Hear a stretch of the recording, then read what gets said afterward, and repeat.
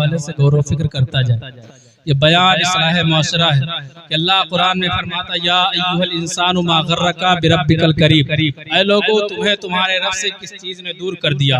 अब हर इंसान को ये सोचना चाहिए क्या इंसान रब के करीब है कि नहीं। अगर इंसान रब के करीब है तो वो इंसान अपने सीने पर हाथ रख करके सोचे क्या जब मस्जिद से सदाएं आती तो वो मस्जिद की तरफ दौड़ता है कि नहीं। जब रमजान का महीना आता है तो वो रोजा रखता है कि नहीं। अगर बंदा इन तमाम चीजों को मुकम्मल तौर पर कर रहा है तो हाँ वो अल्लाह के करीब है, लेकिन अगर इन तमाम चीजों से दूर है तो वो अल्लाह से दूर है।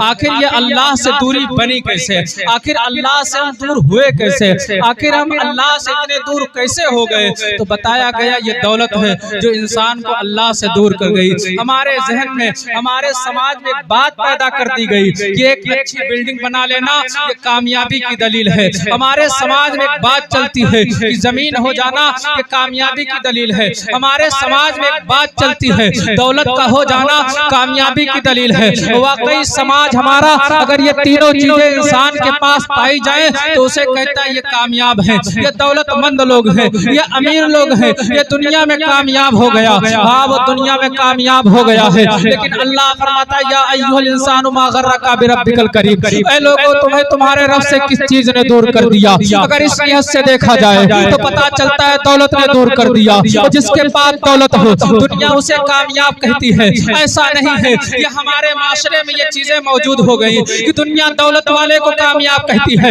अगर दुनिया दौलत वाले को कामयाब कहती तो दुनिया शद्दाद को कामयाब क्यों नहीं कहती है, फिर दुनिया कारून को कामयाब क्यों नहीं कहती है, फिर दुनिया नमरूद को कामयाब क्यों नहीं कहती है, फिर दुनिया नमरूद को कामयाब क्यों नहीं कहती है। जब ये लोग इस दुनिया फानी से गए तो लोगों ने ये कह दिया ये ऐसे लोग हैं कि जब इस दुनिया फानी से गए हैं तो ना मुराद लोग हैं, ना काम लोग हैं। पता चला कि दौलत कमा लेना ये कामयाबी की दलील नहीं है। तो आखिर कामयाब लोग है कौन? तो जिसका जलसा मनाए बैठे हो। अगर कामयाब लोगों की फहरिस्त देखनी है तो ख्वाजा गरीब नवाज की जिंदगी को देख लो। अगर कामयाब लोगों को देखना है तो वारिस पाक को देख लो। अगर कामयाब लोगों को देखना है तो मखदूम अशरफ की छवि को देख लो। ये लोग कामयाब है। पता चला कि मालो दौलत कामयाबी की दलील नहीं है, गाड़ी हो जाना कामयाबी की दलील नहीं, जमीन हो जाना कामयाबी की दलील नहीं, अच्छी बिल्डिंग हो जाना कामयाबी की दलील नहीं, बल्कि रब की बारगाह में सच्चे दिल से झुक जाना ये कामयाबी की दलील है। बाबा नारे तकबीर, नारे रिसालत, नारे रिसालत, ख्वाजा का हिंदुस्तान, नारे तकबीर, नारे रिसालत। बाबा बहुत खूब। रब की बारगाह में झुकना कामयाबी की दलील है। पूरा समाज लगा हुआ है कि दुनिया संवर जाए।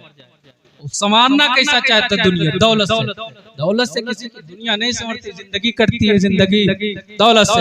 हर इंसान ये सोच रहा है दुनिया संवर जाए। इंसान के दिमाग में ये बात बैठ गई कि एक मकान बना ले, रोड के किनारे जमीन ले ले, एक 4 पहिए की गाड़ी हो जाए, बस जिंदगी कट जाएगी, जिंदगी मुकम्मल हो गई। अगर इंसान इस चीज में पड़ा हुआ है तो वो धोखे में पड़ा हुआ है। अब इंसान अपने सीने पर हाथ रख करके जरा सोचे कि जो मकान वो बना रहा है वो उसमें कितने साल रहेगा? 10 साल रहेगा, 20 साल रहेगा, 30 साल रहेगा, 50 साल रहेगा। उसके बाद उसे वो मकान छोड़ना है और वो मकान उसके बच्चों के जो दरमियान बांट दिया जाएगा। इंसान जो जमीन खरीद रहा है वो जमीन उसकी नहीं है, उसके बच्चों की है। वो इस दुनिया फानी से जाएगा, जमीन बांट दी जाएगी। इस दुनिया फानी में बंदा रह रहा है, जो जमीन खरीद रहा है उसकी नहीं है, उसके बच्चों की है। इस दुनिया में लेकर के बंदे ने ना जाने क्या क्या किया, दुनिया कमाता रहा, दुनिया कमाता रहा, दुनिया के चक्कर में लगा रहा। उसे पता है कि जिस चीज को मैं बना रहा हूँ ये मकान ये मेरे साथ जाने वाला नहीं,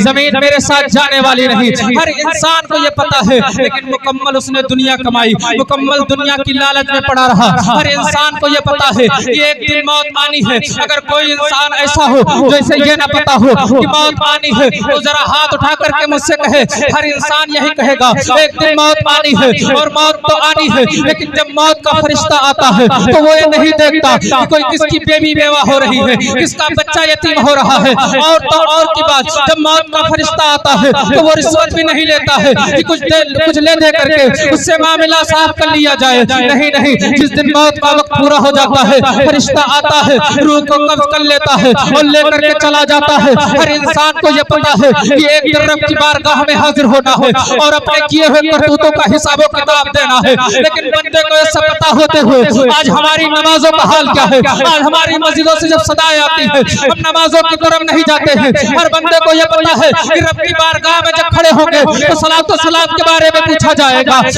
हमसे रोजे के बारे में पूछा जाएगा, सबको खैरात के बारे में पूछा जाएगा। लेकिन कौन ऐसा बंदा है जो नमाजों की तैयारी करता हो, जो आखिरत की तैयारी करता हो? हर बंदे को ये पता है कि एक दिन मरना है, एक दिन जाना है। तो दुनिया के लोगों सुन लो, तुम्हें यह बता दिया गया कि फला फला काम करोगे तो जन्नत में जाओगे, फला फला काम करोगे तो जहन्नम में जाओगे। हमें बता दिया गया कि ज़िनाखोरी करने वाले जहन्नम में डाल दिए जाएंगे। हमें बता दिया गया शराब पीने वाले जहन्नम में डाले जाएंगे। हमें बताया गया नमाज छोड़ने वाले जहन्नम में डाले जाएंगे। हमें बताया गया सबको खैरात न करने वाले जहन्नम में डाले जाएंगे। अब जरा अंदाजा करो, जी हमको बता दिया गया जिना करने वाले जहन्नम में जाएंगे, क्या हमने उस जहन्नम में जाने के डर से जिना को छोड़ दिया? नहीं छोड़ा है। हमारे अंदर कोई ऐसा गुनाह नहीं है जो मौजूद ना हो, हमारे समाज में कोई ऐसा गुनाह नहीं है जो मौजूद ना हो। और दुनिया के लोगों, तुमने इस दुनिया में फानी में रह करके दौलत इस तरीके से कमाई कि तुम अल्लाह को भूल गए कि मुझे कोई पैदा करने वाला है, मैं अल्लाह का बंदा हूँ। और दुनिया के लोगों को कहना चाहता हूँ, अगर तुम्हारी जिंदगी दौलत कमाते कमाते कर रही हो, तुम अल्लाह को भूले बैठे हो और दौलत कमाते कमाते तुम्हारी जिंदगी खत्म हो गई, तो जब तुम मरोगे और कल बरोज़े क़यामत जाओगे तो तुम्हारा जब हश्र होगा तो सद्दात, कारून, नमरूद सद्दात के साथ होगा। लेकिन अगर इसी दुनिया में फानी में रह करके अल्लाह की इबादत कर लो, नमाज़ें पढ़ लो, सदका खैरात कर लो, रोजा रख लो, अल्लाह को राजी कर लो, खुदा की कसम कहता हूं जब तुम्हारा हश्र होगा तो न सद्दात के साथ होगा, न कारून के साथ होगा, न नमरूद के साथ होगा, बल्कि जब तुम्हारा हश्र होगा तो अल्लाह के वली ख्वाजा गरीब नवाज। वाह वाह, बहुत खूब, सुभान अल्लाह, सुभान अल्लाह, बहुत खूब, बहुत खूब।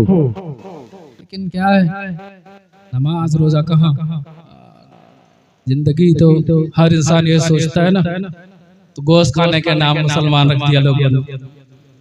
तो किसी ने कह दिया डीजे बजा लेना मुसलमान का काम, तो किसी ने कह लिया नाच गाना करने का नाम पक्का सुन्नी का काम। ये सब गलत काम। नमाज पढ़ो, जब मस्जिदों से सदाएं आए तो नमाज पढ़ो। नारेबाजी से कुछ होने वाला नहीं है कि हम नारा लगा लिए तो हमें जन्नत मिल जाएगी।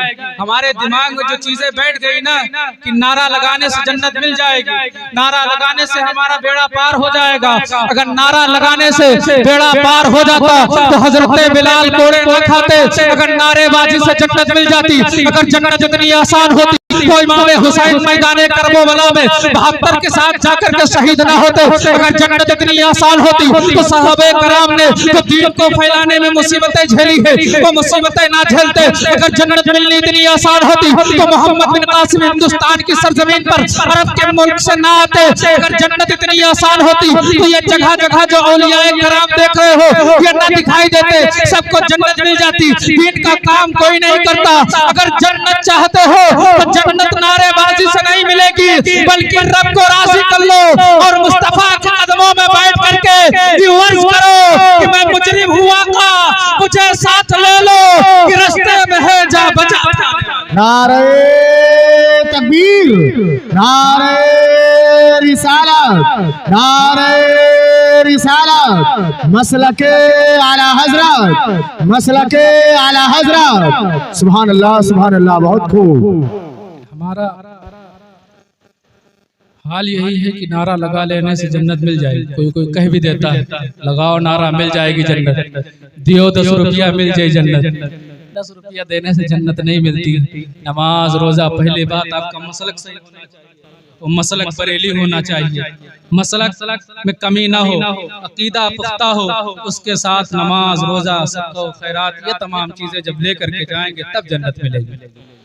ये चीजें आज एक हाल बना हुआ है, हर चीज के लिए बंदे के पास काम, हर चीज के लिए टाइम।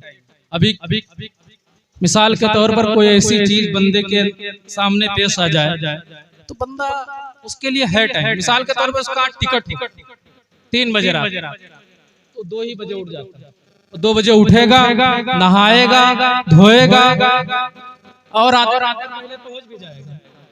ट्रेन आने से आधा घंटा पहले पहुंच भी जाएगा। लेकिन अगर बगल में मस्जिद हो तो बंदे को टाइम नहीं। पता चला कि तुम्हारे अंदर नमाज की अहमियत नहीं बल्कि ट्रेन की अहमियत है। तुम्हें किसकी अहमियत रखनी चाहिए? नमाज की अहमियत। आज हमारे दोस्त के मोबाइल पर एक मैसेज आ जाए कि यार मैं फला इलाके में खड़ा हूं, तू आ जा। बंदा कितना भी इमरजेंसी काम में छोड़ देता है, बाइक नहीं दूसरे की मांग लेता है, फौरन उससे जा करके मिलता है। मोबाइल पर मिस कॉल आ जाए और वक्त ऐसा हो कि उस बंदे के मोबाइल में पैसा ना हो तो वो बंदा फौरन किसी न किसी दूसरे की मोबाइल लेता है, कॉल करता है। अगर दोस्त से बात ना हो तो उसके दिल में परेशानी हो जाती है, वो हैरान हो जाता है, वो कहने लगता है यार मेरे दोस्त जा न सका, वो परेशान हो जाता है। अब जरा लोगों अपने सीने पर हाथ रख करके जरा सोचो कि जब तुम्हारे दोस्त का कॉल आ जाए तो तुम नहीं जाते हो तो परेशान हो जाते हो, तुम्हारा दिमाग खराब होने लगता है। कहीं ऐसा ना हो कि मेरा दोस्त नाराज हो जाए, कहीं ऐसा ना हो मेरी दोस्ती टूट जाए। अब मैं आपसे पूछना चाहता हूँ कि तुम्हारे दोस्त की अहमियत अल्लाह की नमाज से ज्यादा है? क्या तुम्हारे दोस्त की अहमियत अज़ान से ज्यादा है? आखिर जब तुम अपने दोस्त को मिस कॉल पर, मैसेज पर, जहाँ दोस्त बुलाता है वहाँ चले जाते हो, तो आखिर जब मस्जिद से अस्सलातु खैरुम मिनन नौम कहा जाता है तुम्हारी आंखें नींद से क्यों नहीं खुलती? हय्या अला सलाह कहा जाता है तुम्हारी आंखें क्यों नहीं खुलती? हय्या अला फलाह कहा जाता है तुम मस्जिद की तरफ क्यों नहीं दौड़ते? और जब तुम्हारे घर में मुसीबतें आती है तो दौड़ते हो पीरों की तरफ, दौड़ते हो इमामों की तरफ। ओ इमाम साहब में ये ताबीज़ दे दो, ओ इमाम साहब में ये हो गया है। ओ दुनिया के लोगों, पूरी दुनिया के इमामों की ताबीज़ ले लो। मैं पूरे मुकम्मल दावे के साथ कहता हूँ अगर अल्लाह तुमसे नाराज है तो पूरे दुनिया के इमामों की ताबीज़ ले लो, पूरे दुनिया के इमामों, पूरे दुनिया के मुरीदों और जो भी नेक लोग हैं उनकी ताबीज़ें लेते जाओ। लेकिन अल्लाह नाराज है, तुम्हें फायदा होने वाला नहीं है। अगर तुम्हारे गले में पूरा कुरान डाल दिया जाए तुम्हें कोई फायदा ना होगा, क्योंकि अल्लाह तुमसे नाराज है। अगर चाहते हो कि इमामों की ताबीज़ तुम्हें असर करे तो रब को राज़ी कर लो। जब रब को राज़ी कर लोगे मुस्तफा राज़ी हो जाएंगे, और जब मुस्तफा राज़ी हो जाएंगे तो अल्लाह तुम्हारी दुनिया भी संवार देगा और तुम्हारी आखिरत। सुभान अल्लाह, बहुत खूब, वाह वाह, बहुत खूब। नमाज नहीं पढ़ोगे जब तक कुछ होने वाला नहीं है, बगैर इसलिए जरूरी है कि नमाज पढ़ते रहो, नमाज ही से मदद चाहो, नमाज ही से मदद तलब करो। नमाज इन्न सलाता तन्हा अनिल फहशाई वल मुनकर, बेशक नमाज बेहयाई और बुरी बातों से रोक देती है। तो बुरी बातों से अगर बचना है, बुरे कामों से अगर बचना है तो आप तमामी हजरात नमाजों की पाबंदी करना चालू कर दें, नमाज पढ़ना चालू कर दें। हमारे जहन में जो ये बात बैठा दी गई कि हम दुनियाए फानी में जो आए हैं ना, कमाने के लिए आए हैं, अभी नौजवान से अगर कह दिया जाए यार तुम नमाज क्यों नहीं पढ़ता, तो वो कहता है जब बूढ़े हो जाएंगे तब नमाज पढ़ेंगे, जब बुढ़ापा आ जाएगा तब नमाज पढ़ेंगे। अब मैं उस नौजवान से पूछना चाहता हूँ अगर तेरी जिंदगी में बुढ़ापा नहीं आया तब तू कब नमाज पढ़ेगा? तेरी मौत जवानी में आ गई तब तू कब नमाज पढ़ेगा? अगर तू इस दुनियाए फानी से पहले चला गया तो तेरी नमाजों का हाल क्या होगा? आज का नौजवान कहता है कल कर लेंगे, और वो सोचता है यार 60-70 साल की जिंदगी है, 20 साल इबादत कर लेंगे, गुनाहों से तौबा कर लेंगे, पूरा हो जाएगा। मैं आपको एक वाकया सुनाता हूँ जो इस गफलत में पड़े हुए हैं ना कि एक दिन इबादत कर लेंगे, एक दिन नमाज पढ़ लेंगे। अगर जो इंसान ये सोचता है कि एक दिन नमाज पढ़ लेंगे तो वो इंसान चला जाए और कब्रिस्तान में ये देख ले कि जिन जिन लोगों ने कहा था कल से नमाज पढ़ेंगे उनकी भी कब्रें कब्रिस्तान में मौजूद है, उनकी जिंदगी में कल नहीं आया, उनकी मौत हो गई। इस दुनिया फानी से रुखसत हो गए, तो जितनी जिंदगी मिले उसी में इबादत कर लो, उसी में सबको खैरात कर लो। और एक वाकया सुनाता हूँ। एक किसान था, वो अपने खेत में जाता है, खेत की जुताई करता है, तो उसे एक हीरा मिलता है और वो हीरा लेकर के अपने घर चला आता है। चंद दिन के बाद उसे उस हीरे की बेचने की हाजत होती है, तो वो हीरा लेकर के एक जौहरी की दुकान पर पहुंचता है और जौहरी से कहता है मैं इस हीरे को बेचना चाहता हूँ। जौहरी कहता है इतनी कीमत हमारे इस दुकान में नहीं है। अब वो हीरा लेकर के दूसरे जौहरी की दुकान में जाता है, वो भी यही कहता है। और जब यही वो जवाब पाता है तो पूरे शहर की जौहरी की दुकानों पर जाता है, हीरे की कीमत लगवाता है।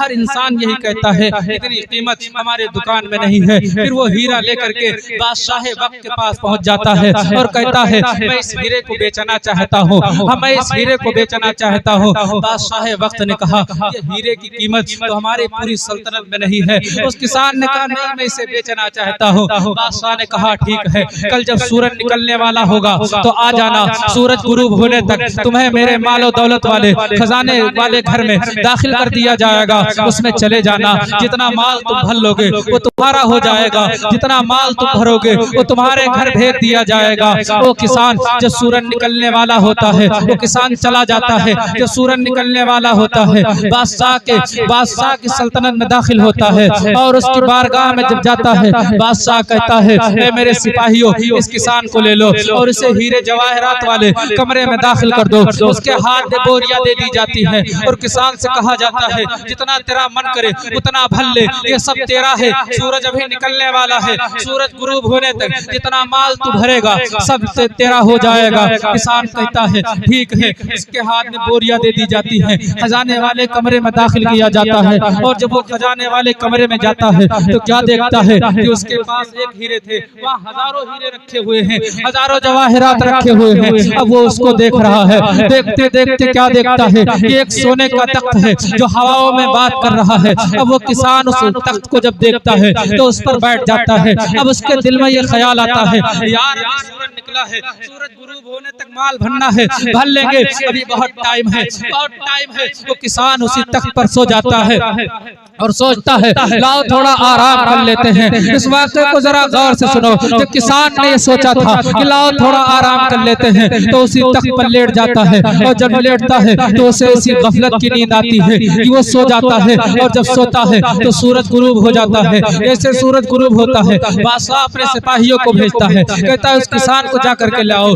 उसके मालो दौलत के ले मालो दौलत को लेकर के आओ। जब किसान के पास सिपाही जाते हैं और कहते हैं किसान चल बादशाह ने तुझे बुलाया है, तेरा मालो दौलत कहाँ है? किसान ने कहा मैंने कोई मालो दौलत नहीं भरा, मैं तो इसी पर लेटा हुआ था। किसान जब सिपाहियों ने कहा नहीं अब तेरा वक्त हो गया है, तो पहले बादशाह के पास चल। बादशाह की बारगाह में जब उस किसान को पेश किया जाता है और जब किसान बादशाह की बारगाह में पहुंचता है तो बादशाह कहता है किसान तेरा माल कहाँ है, तूने माल कहाँ भरे, तेरे हीरे जवाहरात क्या है, तूने कितना माल भरा? तो किसान कहने लगता है ए बादशाह सलामत, तो इस वाले कमरे में दाखिल हुए थे जिसमें हीरे जवाहरात थे, तो वाकई सूरज निकला था और जब मैं इस कमरे से निकल रहा हूँ तो सूरज गुरूब हो गया। बादशाह ने कहा ये सिपाहियों इस किसान को ले लो और इसे मेरे महल के बाहर कर दो।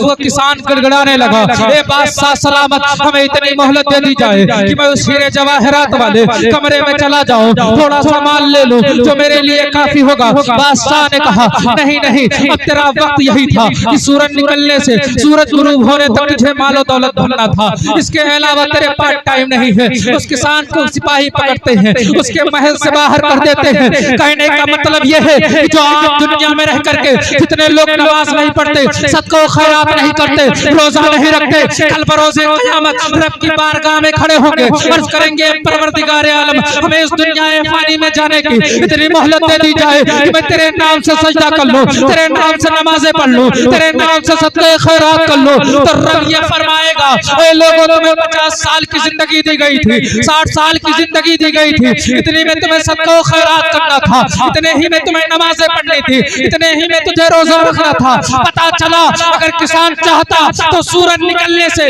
सूरज गुरूब होने तक इतना माल भर लेता कि उसके लिए भी काफी काफी होता, उसकी आने वाली नस्लों के लिए भी काफी होता। अगर बंदे मोमिन चाहे तो इस दुनिया फानी में रह करके इतनी इबादत कर ले कि उसके लिए भी काफी होगा और उसकी आने वाली नस्लों के लिए। माशाअल्लाह, क्या बात है, बहुत खूब। ये वक्त एक ही वक्त तक है, जिस दिन ये सांस की माला टूटी, नेकियां एक तरफ, गुनाह है एक तरफ, उसको न बढ़ना है और न ही घटना है और जाना है। ये हर किसी को पता है कि इस दुनिया फानी से जाना है। मौत का कोई इनकार नहीं कर सकता। मौत एक दिन आनी है। अमीर हो तो आनी है, गरीब हो तो आनी है, अपने वक्त का बहुत बड़ा कलंदर हो उसे भी मौत आनी है, अपने वक्त का बहुत बड़ा बादशाह हो उसे भी मौत आनी है। मौत से किसी को रुस्तगारी नहीं है।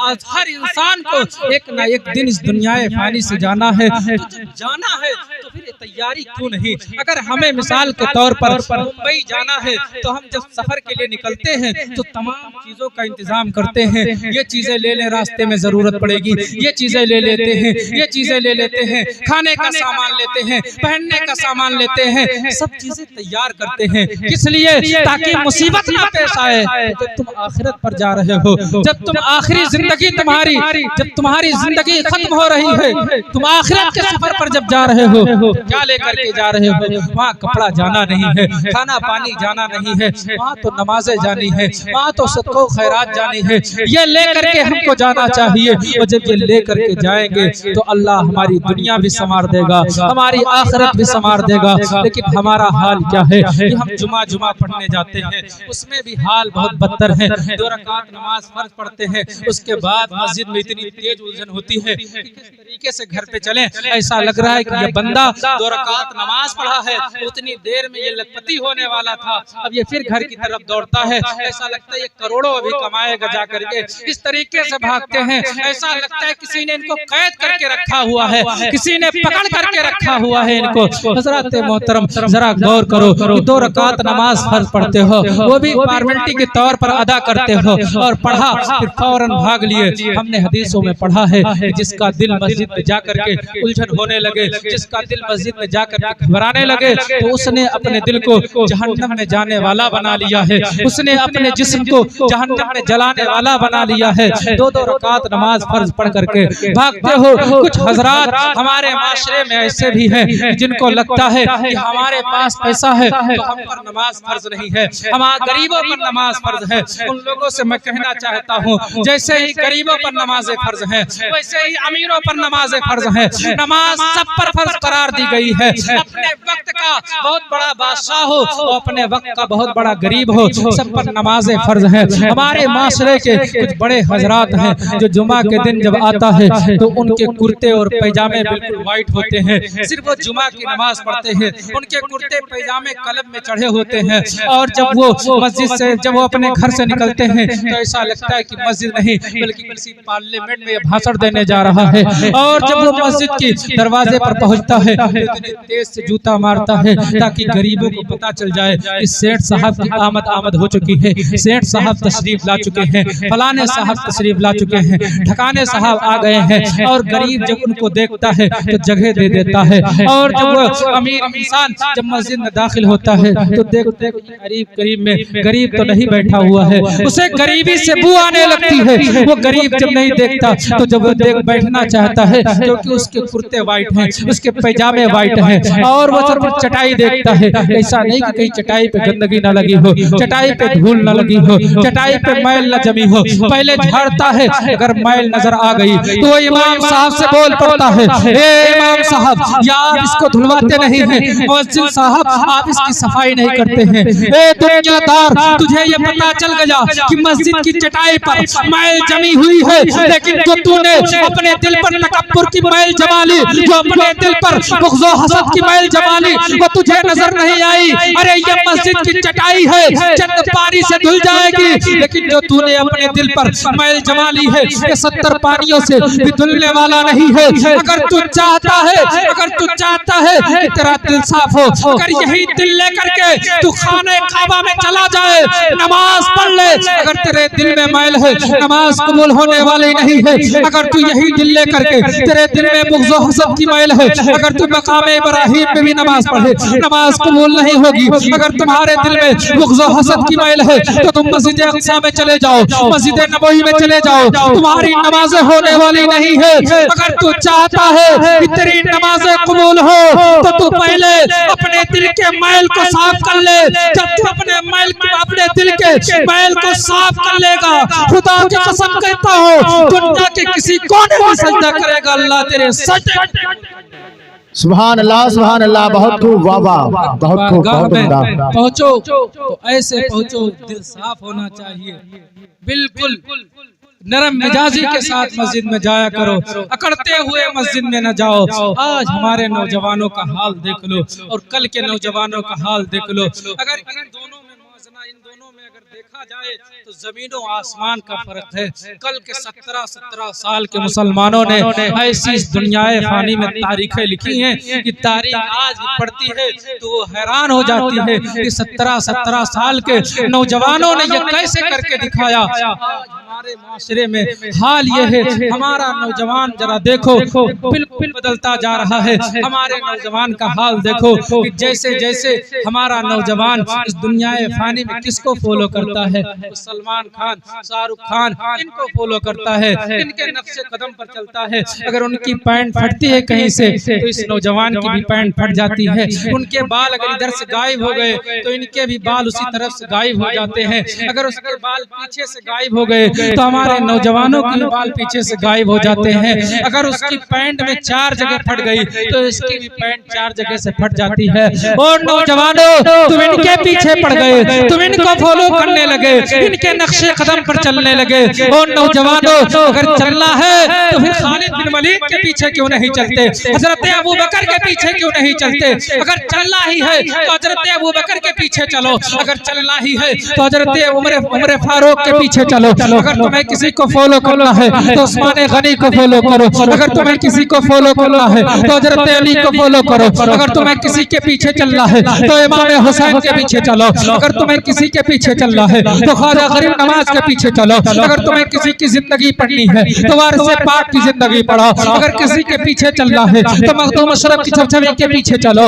आज नौजवानों ये शाहरुख खान फिल्मी एक्टरों के पीछे चल करके अपनी जिंदगी को तबाह कर रहे हो। मैं ये कहना चाहता हूँ फिल्मी एक्टरों के पीछे चलोगे तुम्हारी दुनिया भी खराब होगी, तुम्हारा आखिरत भी खराब होगा। लेकिन अगर तुम खालिद बिन वलीद के पीछे चलोगे, नबी के पीछे चलोगे, इमाम हुसैन के पीछे चलोगे तो अल्लाह तुम्हारी दुनिया भी संवार देगा और तुम्हारी आखिरत। वाह वाह, सुभान अल्लाह, सुभान अल्लाह। चलो तो अपने इमाम के पीछे चलो, लेकिन हम स्टाइल में चलते हैं। जैसे शाहरुख खान चलेंगे वैसे चलेंगे, जैसे सलमान खान चलेंगे वैसे चलेंगे। उनका भी ठिकाना जहन्नम, जो उनको फॉलो करेगा उनका भी ठिकाना जहन्नम। अल्लाह के वली इसीलिए फरमाया गया ना कि अपने बुजुर्गों की तारीखों को पढ़ो, अपने बुजुर्गों के नक्शे कदम पर चलो, क्योंकि उनका ठिकाना जन्नत है। जब वो जन्नत में जाएंगे तो हम उनके पीछे, हम भी जन्नत में जाएंगे। सुभान अल्लाह। लेकिन ये सलमान खान, शाहरुख खान ये सीधा जहन्नमी, तो इनके पीछे चलने वाले भी दुनिया में जो जिससे मोहब्बत करता है उसी के साथ उसका हश्र होगा। ये अपने मन से नहीं कह रहा हूँ, ये लिखी बातें बता रहा हूँ कि जो जिसके पीछे चलता है, तो जो जिससे मोहब्बत करता है उसका हश्र उसी के साथ होगा। अब आप अंदाजा करें कि आप किससे मोहब्बत करें। हक है, बहुत खूब। हमारी नजरें, हमारा माशरा इतना खराब हो चुका, हमारी नजरों का हाल ये है, नजरें इतनी गंदी हो गई। मोहम्मद बिन कासिम जब इस हिंदुस्तान की सरजमीन पर आए थे तो 17 साल की उम्र थी। जी, हक है। 17 साल की उम्र में उस बंदे ने वो तारीख लिखी कि जब तारीख पढ़ी जाती है तो रोंगटे खड़े हो जाते हैं लोगों को। सुभान अल्लाह, हक है। जब बंदा इस हिंदुस्तान की सरजमीन पर तशरीफ लाया तो उसका मुकाबला राजा दहर से हुआ। वही राजा दहर जो अपने आप को बहुत बड़ा जंगजू कहता था। हजरत मोहम्मद बिन कासिम के लश्कर में 10,000 लोग थे कमोबेश, और ये लोग जब इस हिंदुस्तान की सरजमीन पर आए तो इनको कोई चीज के बारे में पता नहीं था क्या करना। मोहम्मद बिन कासिम जब हिंदुस्तान की सरजमीन पर आए तो चंद दिन थे, उसके बाद उसी काफिले के एक बुजुर्ग से मुलाकात होती है। तो मोहम्मद बिन कासिम से कहते हैं कि तू तो अमीर है, तू मजहब इस्लाम के फौजियों का अमीर है, तू परेशान क्यों? तो उस बुजुर्ग से मोहम्मद बिन कासिम ने कहा, मैं यहाँ आया हूँ, ना मुझे यहाँ के बारे में कुछ पता, ना राजा दहर के बारे में कुछ पता, ना हमें यहाँ की गलियों के बारे में पता है, यहाँ के लड़ाके कैसे हैं, मैं उससे जंग कैसे करूंगा। तो मोहम्मद बिन कासिम से उस अल्लाह के नेक बंदे ने कहा था, हे मोहम्मद बिन कासिम, तेरे लिए दुआ करते हैं, अल्लाह तुम्हें कामयाबी दे, अल्लाह तुम्हें फतह नुसरत दे, अल्लाह तुम्हें कामयाब फरमाए। मैं आपसे कहना चाहता हूँ। मोहम्मद बिन कासिम ये सुन करके चले जाते हैं। 3-4 दिन के बाद फिर उसी बुजुर्ग से मुलाकात होती है और जब वही बुजुर्ग मिलते हैं तो मोहम्मद बिन कासिम मुस्कुरा रहे हैं। जब मोहम्मद बिन कासिम के चेहरे को उस बुजुर्ग ने देखा, कहा, ए मोहम्मद बिन कासिम, अभी जंग भी नहीं हुई, तुम मुस्कुराने क्यों लगे? अभी चंद ही दिन पहले परेशान थे, आखिर माजरा क्या है? तो मोहम्मद बिन कासिम ने कहा था कि राजा दहर को मैं अपने मुकाबले में चंद मिनट में हरा दूंगा। तो उस बुजुर्ग ने कहा था, मुझे कैसी बात पता चल गई कि तुझे एतमाद कैसे हो गया कि चंद दिनों में तू उसे हरा देगा? तो मोहम्मद बिन कासिम ने कहा था कि राजा दहर के बारे में पता चला है कि वो नजर का गंदा इंसान है, उससे उसके इलाके की औरतें महफूज नहीं है। तो मोहम्मद बिन कासिम ने कहा था, ये मोहम्मद बिन कासिम की 17 साल की उम्र है, लेकिन मोहम्मद बिन कासिम ने जब से होश संभाला है, या तो गुंबदे खजरा देखा है, या नबी पर जो अल्लाह का कलाम नाजिल हुआ कुरान मजीद को पढ़ा है, तीसरा मैंने कोई चीज नहीं देखा है।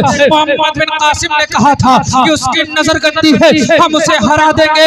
जिसकी नजर गंदी हो वो किसी मैदान में टिकता नहीं है, अल्लाह उसे किसी मैदान में कामयाब नहीं फरमाता है। और जब जंग होती है चंद ही दिन में मोहम्मद बिन कासिम राजा दहर को गासले जहन्नम कर देते हैं और जंग जीत करके फतह नुसरत का झंडा गाड़ देते हैं। आज मोहम्मद बिन कासिम को तारीख को अपने सामने रख करके जरा सोचो कि मोहम्मद बिन कासिम ने कहा था जिसकी नजरें गंदी हो वो किसी मामले में किसी मैदान में कामयाब नहीं हो सकता। क्या आज हमारी नजरें सलामत है? क्या आज हमारी नजरें पाकीज़ा है?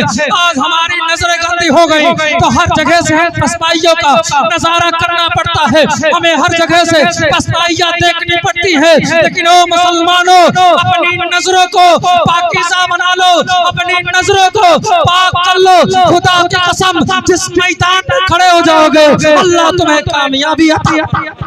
सुभान अल्लाह, बहुत खूब। लेकिन नजरे पाक कहाँ है?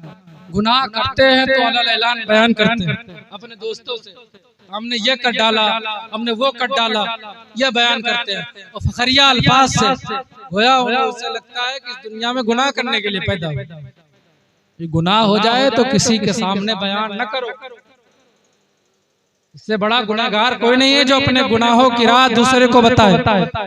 अपना गुनाह किसी के सामने बनने बताए, अपना गुनाह किसी के सामने बयान न करो, क्योंकि जब गुनाह इंसान बयान कर देता है फिर उसका गुनाह डबल हो जाता है। यानी उसने गुनाह किया और किसी को बताया, उसने एक और गुनाह किया। इसलिए जब गुनाह हो जाए तो किसी के सामने बयान न करो, अपनी नजरों को पाकीज़ा रखो, अपनी नजरों को झुकाए रखो। जो चीजें आपके लिए हराम है देखना, उन चीजों को ना देखो। जिन चीजों से आपको मना किया गया उन चीजों से रुक जाओ। यही नाम है दीन इस्लाम पर चलना, यही नाम है दीन सिरातल मुस्तकीम पर चलना, यही सीधा रास्ता। आज हमारे अंदर या हम तमामी हजरात अगर कल के मुकाबले आज देखें तो क्या आज मुसलमान नहीं? कल मुसलमान थे, आज भी मुसलमान है, कल कम थे, आज ज्यादा मुसलमान। वो 313 थे तो लरजता था जमाना, आज हम करोड़ों हैं तो बहुत मुसलमान है। लेकिन हमने ये सोच लिया ना कि गोश्त खाने का नाम मुसलमान है। हमने ये सोचा ना कि गोश्त खाने का नाम मुसलमान, नाम के आगे मोहम्मद लगा लेना मुसलमान का काम, शादी ब्याह में कस के डीजे बजाना मुसलमान का काम। ये तमाम चीजें हमने मुसलमान होने की दलील रखी। ऐसे थोड़ी ना मुसलमान ना अल्लाह का डर है, खुल्ला गुनाह करते हैं, कोई डर नहीं अल्लाह ना नबी की मोहब्बत दिल में। आखिर वो कौन से मुसलमान थे कि जो कल जिस तरफ अपने रुखे को मोड़ते थे मजहब इस्लाम का परचम गाड़ देते थे। इस दुनिया में जब इस्लाम की पहली जंग हुई तो उस जंग में मुसलमान सिर्फ 313 थे, लेकिन जो सामने थे 1000 से ज्यादा लोग थे। मुसलमान के पास इतने साजो सामान नहीं थे जितना सामने वालों के पास था, लेकिन जब जंग होती है तो नतीजा ये निकल करके आता है कि 313 वाली जमात 1000 को तहत कर देती है, मार करके उनको खदेड़ देती है और 313 वाले फतह नुसरत का झंडा गाड़ देते हैं। आखिर ये कौन लोग थे? आखिर ये कैसे पूरी दुनिया पर काबिज हो गए? इस्लाम फैल कैसे गया पूरी दुनिया पर?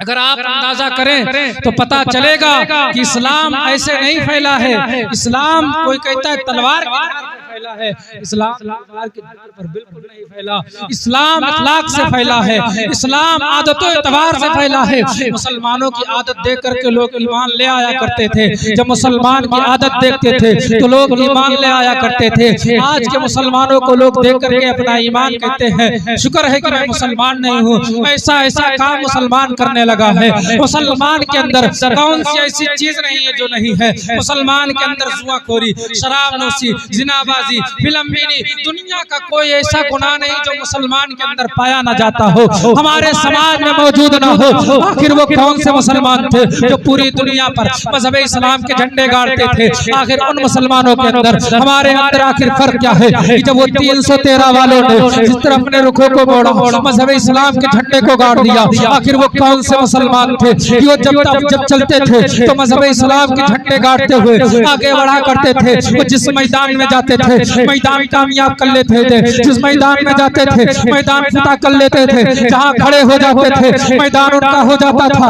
आखिर वो कौन लोग थे और आखिर वो कैसे मैदान को फतह करते थे और आज के लोग कैसे पछताइयों का नजारा करते हैं? आखिर आप अंदाजा करो आज के मुसलमानों तुम्हारा हाल क्या है? तुम्हारी मस्जिदों से कभी माइक उतारी जा रही है तो कभी तुम्हारी मस्जिदें छीनी जा रही है, कभी तलाक सलासा पर पाबंदियां लगाई जा रही है। लेकिन कल के मुसलमान जो कहा करते थे हुकूमतें वो किया करती थी, आज के मुसलमान वो करते हैं जो हुकूमतें कहा करती थी। आखिर बदला क्या है कि वो कल के मुसलमानों के अंदर क्या था? वो भी मुसलमान थे, हम भी मुसलमान हैं। आखिर उनमें और हम में फर्क क्या है कि वो जिस तरफ रुखों को मोड़ते थे मजहब इस्लाम का झंडा गाड़ते थे, हम जिस तरफ जाते हैं जिस मैदान में जाते हैं नाकाम हो जाते हैं, नामुराद हो जाते हैं। आखिर कौन सी चीज उनमें पिन्हा थी और वो कौन सी चीज हम में नहीं है? आप अगर टटोल करके देखेंगे तो पता चलेगा सबसे पहले उनके दिल में अल्लाह की खशियत थी, दूसरी चीज ये थी कि उनके दिल में नबी की मोहब्बत थी। तो जिस तरह अपने रुखों को मोड़ते थे मजहब इस्लाम के झंडे को गाड़ते चले जाते थे, जिस मैदान में पहुंच जाते थे मजहब इस्लाम के झंडे गाड़ देते थे, जिस तरह अपने रुख को पलटते थे मजहब इस्लाम ही नजर आता था, फतह नुसरत ही नजर आती थी। लेकिन आज का मुसलमान जब अपने रुखों को मोड़ता है तो पछताइयों का नजारा करना पड़ता है। पता चला कि कल के जो मुसलमान थे उनके अंदर अल्लाह की खशियत, नबी की मोहब्बत थी, वही चीजें आज हमारे दिल में नहीं है। आज भी अगर मुसलमान अपने दिल में अल्लाह की खशियत बसा ले, नबी की मोहब्बत बसा ले, ये दुनिया की तमाम मुसीबतें मुसलमानों के कदमों तले होती हुई नजर आएंगी। वाह वाह, सुभान अल्लाह, सुभान अल्लाह, बहुत खूब। का डर ही नहीं रहा, अल्लाह को भूल गए।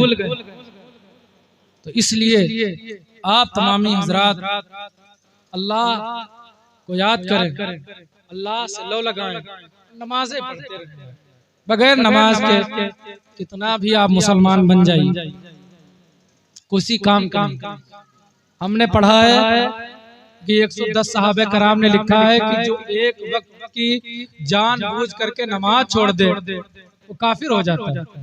110 सहाबा ने नारे नारे तकबीर, नारे रिसालत, नारे रिसालत, खाजा का हिंदुस्तान, वलमाए अहले सुन्नत, वलमाए अहले सुन्नत, नारे तकबीर, नारे रिसालत। नारे रिसालत, ख्वाजा का हिंदुस्तान।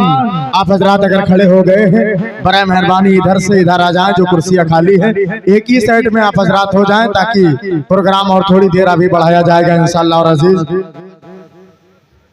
थोड़ा आप हजरात समेट के बैठ जाएं, ताकि सामने जो बोलने वाले हजरात यहाँ बैठे हैं तो उनको भी मालूम पड़े कि यहाँ कुछ लोग हैं। दो चार इधर दो चार उधर, इस तरीके से नहीं जमता है जिस तरीके से आप बैठे हैं। हजरत की आमद हो चुकी है। अभी हजरत इंशाअल्लाह जोरदार बयान करेंगे, आप तमामी हजरात सुनेंगे। मैं ये बात कह रहा था, आखिरी बात यही है कि आप नमाज पढ़ते रहो। अल्लाह कुरान में फरमाता है इन्नस्सलाता तन्हा अनिल फहशाई वल मुनकर, बेशक नमाज बेहयाई और बुरी बातों से रोक देती है। हम तमामी हजरात दुनिया में लगे रहिए, लेकिन इसी दुनिया के साथ आखिरत के बारे में भी सोचिए कि आखिरत में हिसाब किताब देना है तो ना तो बिल्डिंग के बारे में पूछा जाएगा, ना ही जमीन के बारे में पूछा जाएगा, ना ये भी पूछा जाएगा कितनी सैलरी आपको मिलती थी, कितना कमाते थे। आपसे पूछा जाएगा कि आपकी नमाजों का हाल क्या, नमाज कितनी पढ़ी, सदको खैरात कितना किया, रोजे कितने रखे, इन सब चीजों के बारे में सवाल होगा। जिंदगी चंद दिन की खत्म हो जाए, इस दुनिया फानी में आए हैं तो इबादत करके जाएं। ये कमाने खाने के लिए पैदा नहीं किए गए। अल्लाह फरमाता है वमा खलक़तुल जिन्ना वल इंसा इल्ला लियअबुदून, मैंने जिन्न और इंसान को अपनी इबादत के लिए पैदा फरमाया, अपनी इबादत के लिए पैदा फरमाया। अब इंसान ये सवाल करे कि इबादत के लिए ही पैदा फरमाया तो और काम कैसे करे। तो इसके मुतालिक जब आयत करीमा नाजिल हुई तो नबी ने फरमाया कि अगर बंदे मोमिन फजर की नमाज पढ़ने के बाद जुहर तक जो भी नेक काम करे वो इबादत में जोड़ा जाता है। जुहर की नमाज पढ़ने के बाद असर तक जो भी नेक काम करे वो इबादत में, असर की नमाज पढ़ने के बाद मगरिब तक जो भी नेक काम करे वो इबादत में, जहाँ तक कि वो अपना खेत का काम करे, जमीन का काम करे, अपने घर का काम करे, सब इबादत में जोड़ा जाता है। इसी तरीके से अगर बंदे मोमिन ईशा की नमाज पढ़ने के बाद इस नियत से बिस्तर पर जाए कि उठेंगे तो सुबह फजर की नमाज पढ़ेंगे तो पूरी रात सोना बेशक सुभान अल्लाह। नमाज़ें पढ़ते रहें, यही कामयाबी है। और नमाज ही के छोड़ने से ये हालात बने हैं, ये हालात बनते जाएंगे। आज दौर है, वक्त है, बदल जाओ वरना खुद बदल दिए जाओ। अपने आप के अंदर बदलाव लाओ। सिर्फ नाम रख लेने से, गोश्त खा लेने से मुसलमान नहीं होते। अपनी मस्जिदों को आबाद करो, अपनी मस्जिदों में नमाज पंजगाना पढ़ो, नमाज पढ़ते रहो, नमाज ही से कामयाबी तलब करो। जितने भी औलिया कराम को देखेंगे इनकी जिंदगी को पढ़ेंगे, ना तो इनकी नमाजें कज़ा हैं, ना कभी इन्होंने नमाजें छोड़ी है। इन्होंने नमाज पढ़ी है, नफल की कसरत की है, तहज्जुद की नमाज पढ़ी है, वो कसद अल्लाह की इबादत की है। तब अल्लाह ने इन्हें ये वदा दिया है, पूरी दुनिया उनके कदमों में पड़ी हुई। अल्लाह तबारक व तआला की बारगाह में दुआ है कि परवरदिगार आलम तमाम लोगों को सुनने सुनाने से ज्यादा अमल करने की तौफीक और रफीक अता फरमाए, और हम तमाम लोगों को ईदिनस सिरातल मुस्तकीम पर चलने की तौफीक और रफीक अता फरमाए। अस्सलामु अलैकुम व रहमतुल्लाहि व बरकातहू।